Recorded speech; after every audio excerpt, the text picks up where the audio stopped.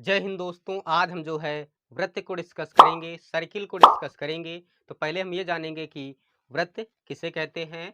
तो वह घिरा हुआ भाग जो एक निश्चित बिंदु से समान दूरी पर होता है वृत्त कहलाता है। वह घिरा हुआ भाग जो एक निश्चित बिंदु से समान दूरी पर होता है वृत्त कहलाता है। क्या कहलाता है? वृत्त कहलाता है। ठीक, तो जो हमारा गोला होता है वो हमारा क्या कहलाएगा? वृत्त कहलाएगा। क्या कहलाएगा? वृत्त कहलाएगा। जैसे यहाँ पर देखेंगे तो हमारा क्या है? गोला है, तो हमारा क्या कहलाएगा? वृत्त कहलाएगा। इतना आपको क्लियर हो गया होगा।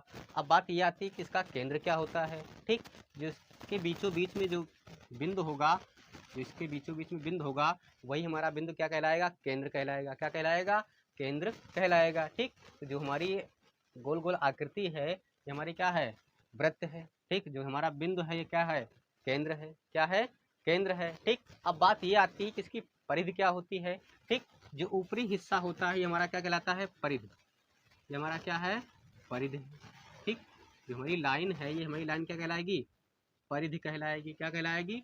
परिधि कहलाएगी। ठीक, इतना आपको क्लियर हो गया होगा। जो हमारी ऊपरी वाली हिस्सा होती है क्या कहलाती है? परिधि। परिधि मतलब क्या होता है कि ये पूरी लाइन, ये हमारी जो पूरी लाइन होगी हमारी क्या कहलाएगी?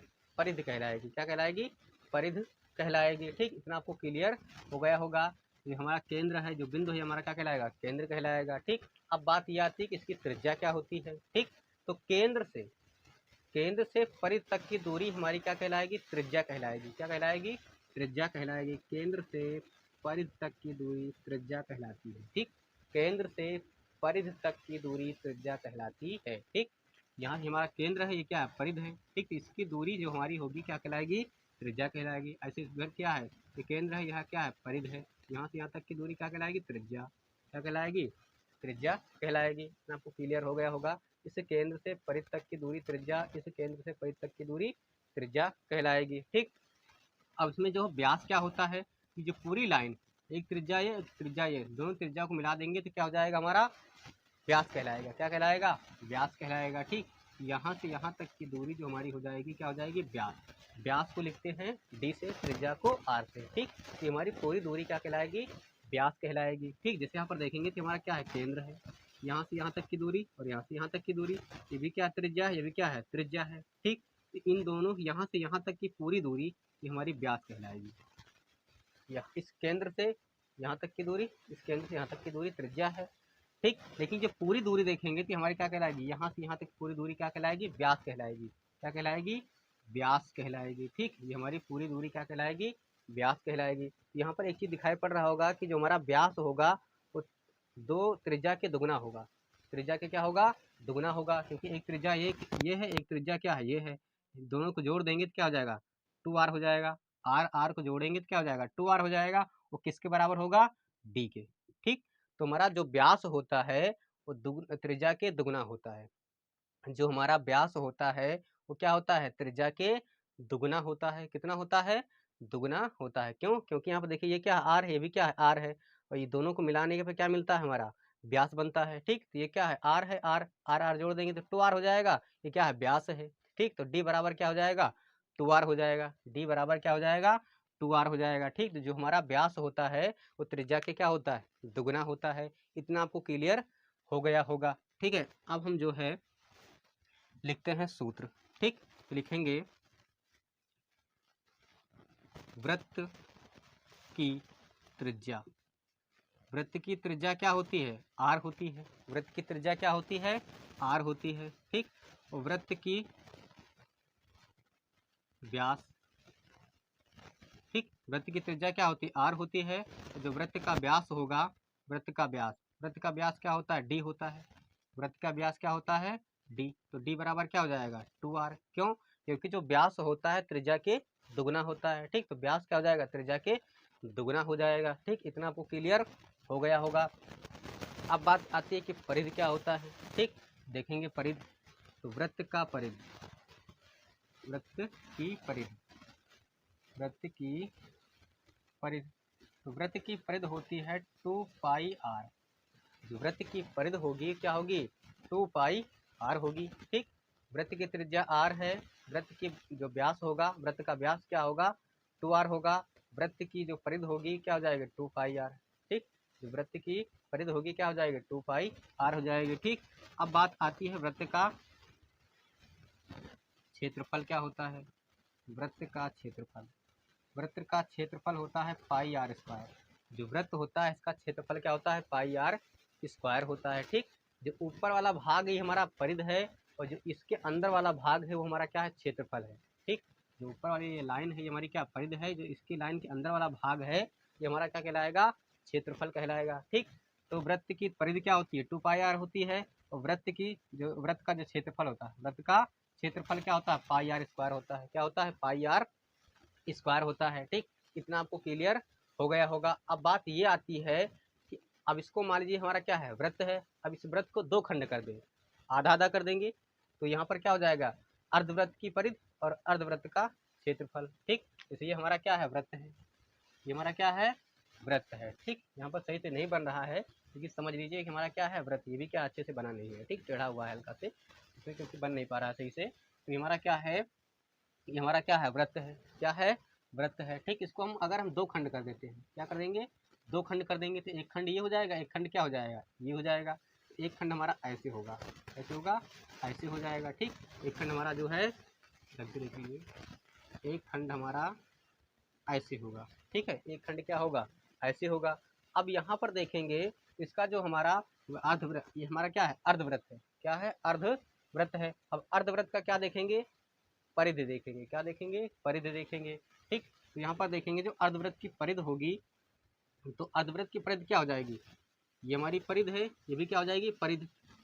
लेकिन अगर इसको देखेंगे तो हमारा क्या है व्यास है, तो क्या है व्यास है, तो ये अर्ध परिधि और व्यास को मिला देंगे तो क्या हो जाएगी अर्धवृत्त की परिधि हो जाएगी। ठीक, जो ये व्यास है और ये हमारा जो है क्या है अर्धवृत्त का जो है परिधि है, इसको दोनों को मिला देंगे तो क्या हो जाएगा, सॉरी ये वृत्त का क्या है, ये हमारा आधा खंड है, ये क्या है आधा खंड है। ठीक, ये क्या है व्यास है।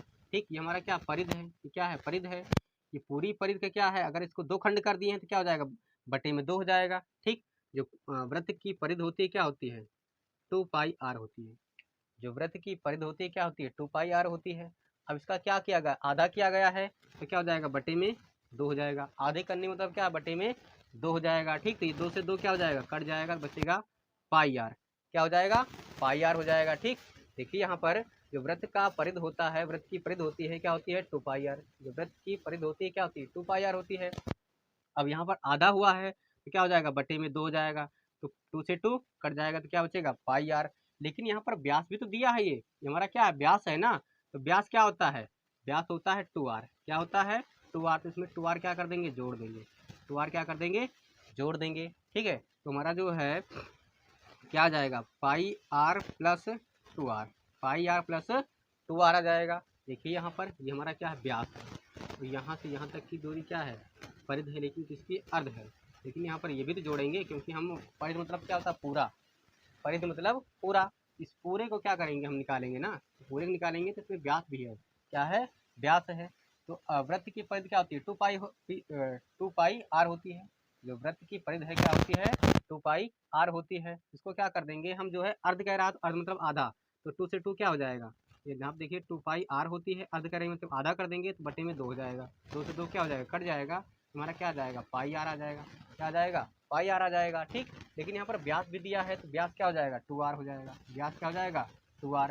तो जो हमारा परिधि आएगी अर्धवृत्त की परिधि क्या आ जाएगी पाई आर प्लस 2r आ जाएगा। ठीक, जो अर्धवृत्त की परिधि होगी क्या आ जाएगी पाई आर प्लस 2r आ जाएगी। ठीक, ये हमारी क्या आ जाएगी अर्धवृत्त की परिधि आ जाएगी। क्यों, क्योंकि यहाँ पर ये भी है और ये भी है, इन दोनों को जोड़ेंगे तभी हमारी जो अर्धवृत्त की परिधि आएगी। इतना आपको क्लियर हो गया होगा। अब इसमें देखेंगे तो हमारा r क्या है कामन है, इसलिए क्या करेंगे r कामन लेंगे तो यहाँ बचेगा पाई प्लस 2 बचेगा, क्या बचेगा पाई प्लस 2 बचेगा। ठीक, यहाँ पर देखिए क्या है पाई आर है, यहाँ पर क्या है 2r है, मतलब इस दोनों में क्या है r कामन है, तो r हमने कामन ले लिया, यहाँ बचेगा पाई, यहाँ बचेगा 2। ठीक, तो पाई प्लस ब्रैकेट में प्लस पाई प्लस 2 बचेगा, गुणे में r बचेगा, ब्रैकेट में पाई प्लस 2 बचेगा और गुणे में क्या बचेगा r बचेगा। ठीक, यहाँ पे लिखेंगे अर्ध वृत्त की परिधि, अर्धवृत्त की परिधि क्या हो जाएगी r ब्रैकेट में पाई प्लस 2, आर हो जाएगा ब्रैकेट में पाई प्लस 2 हो जाएगा। ठीक, अर्धवृत्त की परिधि क्या हो जाएगी, आर हो जाएगी और पाई प्लस 2 हो जाएगी। ये हमारी हो जाएगी अर्धवृत्त की परिधि हो जाएगी। ठीक, ये हमारा क्या हो जाएगा, सूत्र हो जाएगा, अर्धवृत्त की परिधि की सूत्र हो जाएगा। ठीक है, अब हम देखते हैं अर्धवृत्त का क्षेत्रफल। अर्धवृत्त का क्षेत्रफल लिखेंगे, अर्धवृत्त का क्षेत्रफल। देखिए अर्धवृत्त का जो क्षेत्रफल होता है ये क्या हो जाएगा, ये हमारा पूरा वृत्त का क्षेत्रफल है, पाई आर स्क्वायर। ठीक, जो पाई आर स्क्वायर है क्या है, पूरे वृत्त का क्षेत्रफल है। अब कर अर्ध मतलब आधा, इसके दो खंड कर देंगे तो बटे में क्या हो जाएगा, 2 हो जाएगा। बटे में क्या हो जाएगा, 2 हो जाएगा। ठीक, ये हो जाएगा पाई आर स्क्वायर बटे में 2 हो जाएगा। ठीक, पाई आर स्क्वायर बटे में 2 हो जाएगा। ठीक, जो अर्धवृत्त का क्षेत्रफल होगा ये क्या हो जाएगा, पाई आर स्क्वायर बटे में 2 हो जाएगा। ठीक, पाई आर स्क्वायर बटे में 2 हो जाएगा। इतना आपको क्लियर हो गया होगा कि जो वृत्त की त्रिज्या क्या हो जाएगी, आर हो जाएगी। वृत्त का जो व्यास होगा क्या हो जाएगा, 2r हो जाएगा। और वृत्त की जो परिधि होगी क्या हो जाएगी, 2 पाई आर हो जाएगी। वृत्त का जो क्षेत्रफल होगा क्या हो जाएगा, पाई आर स्क्वायर हो जाएगा। ठीक, और अर्धवृत्त का जो परिधि होगा, सॉरी अर्धवृत्त की जो परिधि होगी क्या हो जाएगी, ब्रैकेट में पाई प्लस 2 गुणे में क्या हो जाएगा, आर, या फिर आर ब्रैकेट में पाई प्लस 2 हो जाएगा। ठीक, और अर्धवृत्त का क्षेत्रफल क्या हो जाएगा, पाई आर स्क्वायर बटे में 2 हो जाएगा। इतना आप लोगों को क्लियर हो गया होगा। अब हम जो है एक एग्जाम्पल लेकर देखते हैं। एग्जाम्पल ये है कि मान लीजिए हमारा क्या है, वृत्त है। ठीक, ये हमारा क्या है, वृत्त है। ठीक, ये हमारा क्या है, वृत्त है। तो इसकी जो त्रिज्या है, इसकी जो त्रिज्या है क्या है, आर है।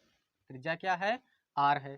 ठीक, और आर का मान यहाँ पर कितना दिया है, 14 सेंटीमीटर दिया है। कितना दिया है, 14 सेंटीमीटर दिया है। ठीक, जो हमारा आर है कितना है, 14 सेंटीमीटर है। ठीक, अगर हमें इसमें से कुछ भी निकालना है तो हमें त्रिज्या पता होना चाहिए। अगर त्रिज्या पता रहेगा तो हम व्यास भी निकाल सकते हैं, परिधि भी निकाल सकते हैं, क्षेत्रफल भी निकाल सकते हैं। ठीक, अगर व्यास सॉरी त्रिज्या हमें पता है तो हम सब कुछ निकाल देंगे। ठीक, अगर त्रिज्या नहीं पता है तो कुछ निकाल नहीं पाएंगे। ठीक, तो हमारा त्रिज्या कितना दिया है, 14 सेंटीमीटर दिया है। ठीक, तो हम यहाँ पर वृत्त की त्रिज्या क्या हो जाएगी, 14 सेंटीमीटर हो जाएगी।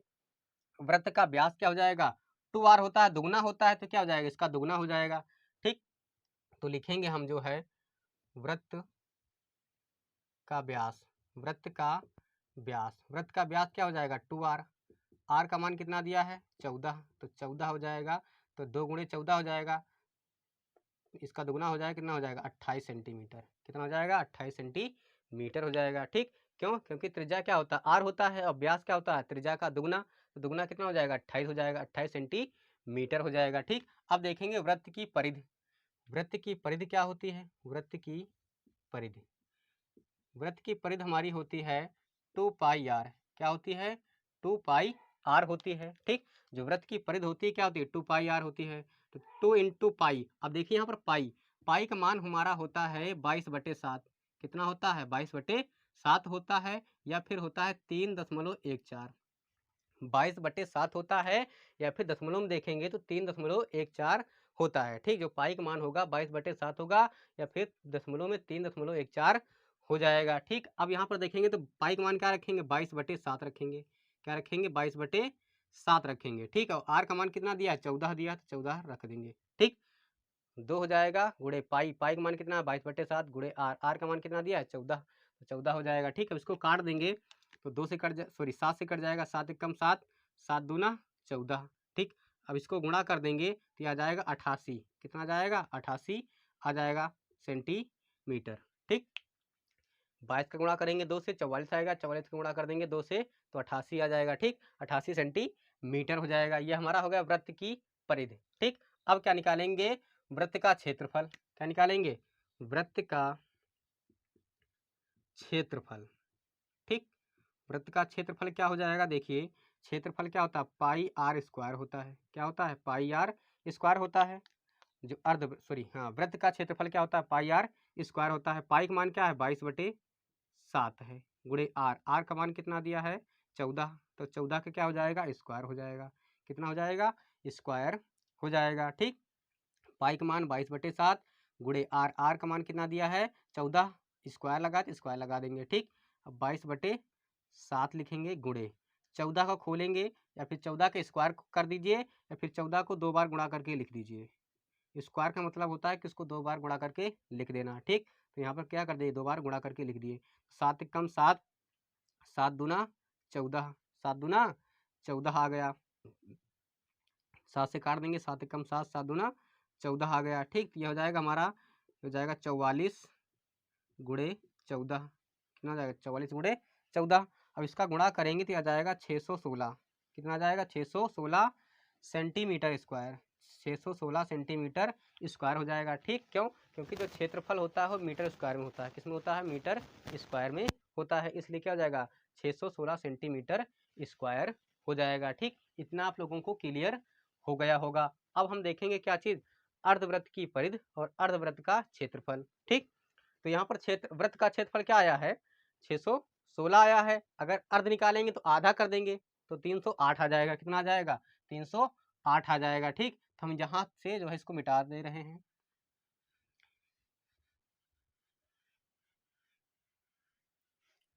देखिए हम क्या निकालना चाहते हैं, अर्ध वृत्त का क्षेत्रफल पहले निकाल लेते हैं, क्योंकि क्षेत्रफल आ गया है तो अर्धवृत्त का क्षेत्रफल क्या हो जाएगा, इसका आधा हो जाएगा।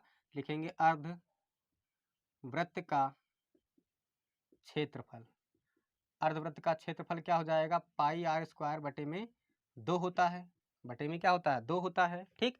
और पाई आर स्क्वायर का मान क्या आया 616, कितना आया है 616 आया है, ठीक। तो 616 हो जाएगा बटे में 2, ठीक। इसको जो काटेंगे तो हमारा कितना आ जाएगा, ये हमारा आ जाएगा जो है 308, कितना आ जाएगा 308 आ जाएगा सेंटीमीटर स्क्वायर, क्या आ जाएगा 308 सेंटीमीटर स्क्वायर आ जाएगा, ठीक। जो वृत्त का क्षेत्रफल आया कितना आया है 616 आया है, अर्ध कह रहा तो आधा कर देंगे, ठीक। क्या कर देंगे, आधा कर देंगे, तो 616 का क्या हो जाएगा, आधा हो जाएगा 308 सेंटीमीटर स्क्वायर हो जाएगा, ठीक। क्योंकि क्षेत्रफल निकाल रहे हैं तो मीटर स्क्वायर में होगा, किसमें होगा, मीटर स्क्वायर में हो जाएगा, ठीक। अब हमारा बचा है अर्धवृत्त की परिधि, अर्धवृत्त की परिधि निकालेंगे, अर्धवृत्त की परिधि, जो अर्धवृत्त की परिधि होती है क्या होती है, ये होता है आर ब्रैकेट में पाई प्लस 2, आर ब्रैकेट में क्या होता है पाई प्लस 2 होता है। आर का मान कितना दिया है 14 दिया है, इंटू पाई। अब पाई का मान क्या रखेंगे, हम पाई का मान रखेंगे 3.14 दशमलव वाला रखेंगे, ठीक है। जो पाई का मान होगा क्या रखेंगे, दशमलव वाला रखेंगे, तो यह आ जाएगा 3.14, ठीक। प्लस 2 है तो प्लस 2 हो जाएगा, ठीक। तो हो जाएगा 14 गुणे, इन दोनों को जोड़ लेंगे तो हो जाएगा 5.14 हो जाएगा, ठीक। 3.14 में क्या करेंगे हम 2 जोड़ेंगे तो हो जाएगा 5.14, और गुणे में क्या 14 दिया है। अब इन दोनों का गुणा कर देंगे, तो इन दोनों का गुणा करेंगे 6 आ जाएगा। तो क्या निकाले हैं परिधि, क्या आ जाएगा सेंटीमीटर हो जाएगा, क्या हो जाएगा सेंटीमीटर हो जाएगा, ठीक। अब देखेंगे एक बार और देख लीजिए, कह रहा वृत्त का व्यास, वृत्त का व्यास क्या होता है, त्रिज्या के दुगुना होता है, तो त्रिज्या आर दिया है तो इसका दुगुना क्या हो जाएगा 28 हो जाएगा, तो 28 सेंटीमीटर हो गया। अब वृत्त की परिधि देखेंगे, तो वृत्त की परिधि क्या होता है 2 पाई आर, अब 2 रखेंगे फिर क्या पाई, पाई का मान क्या है 22/7 गुणे आर, आर का मान कितना दिया है 14, ठीक। तो 2 7 से क्या कर देंगे 14 को काट देंगे, 2 बार कटेगा, गुणा कर देंगे तो 88 सेंटीमीटर आ जाएगा, ठीक। अब क्या निकालेंगे वृत्त का क्षेत्रफल, वृत्त का क्षेत्रफल होता है पाई आर स्क्वायर, जो वृत्त का क्षेत्रफल होता है क्या होता है पाई आर स्क्वायर, पाई का मान रखेंगे 22/7 गुणे आर, आर का मान कितना दिया है 14, स्क्वायर लगा देंगे। स्क्वायर का मतलब क्या होता है, किसी संख्या का स्क्वायर करने का मतलब यह है कि उसको 2 बार उसी संख्या से गुणा कर दीजिए। स्क्वायर करने का मतलब क्या है कि उसी संख्या को उसी संख्या से गुणा करना, ठीक। तो 14 के स्क्वायर कर रहे हैं तो 14 के क्या कर देंगे 14 से गुणा कर देंगे, तो 7 से कट जाएगा, इन दोनों का गुणा करेंगे तो 616 सेंटीमीटर स्क्वायर हो जाएगा, ठीक। ये हमारा निकला है वृत्त का क्षेत्रफल। अब निकालेंगे अर्धवृत्त का, तो अर्ध मतलब क्या होता है आधा, तो आधा क्या हो जाएगा बटे में 2 कर देंगे तो कितना आ जाएगा 308 सेंटीमीटर हो जाएगा, ठीक। अब निकालेंगे अर्धवृत्त की परिधि, अर्धवृत्त की परिधि क्या हो जाएगी आर ब्रैकेट में पाई प्लस 2, तो पाई का मान यहाँ पर रखेंगे 3.14 दशमलव वाला, ठीक। 3.14 प्लस 2 हो जाएगा, ठीक। जोड़ेंगे तो हो जाएगा 5.14, गुणे में क्या हो जाएगा 14, इन दोनों का गुणा कर देंगे तो 76 सेंटीमीटर आ जाएगा, ठीक। तो मुझे आशा है कि आप लोगों को वृत्त का व्यास, वृत्त की परिधि, वृत्त का क्षेत्रफल, अर्धवृत्त का व्यास, अर्धवृत्त की परिधि अच्छे से आ गया होगा। यदि हमारी वीडियो आपको पसंद आई हो तो वीडियो को लाइक कीजिए, चैनल को सब्सक्राइब कीजिए और जो आपको समझ में ना आए उसे कमेंट कीजिए। अब मिलते हैं नेक्स्ट वीडियो में, तब तक के लिए जय हिंद, वंदे मातरम।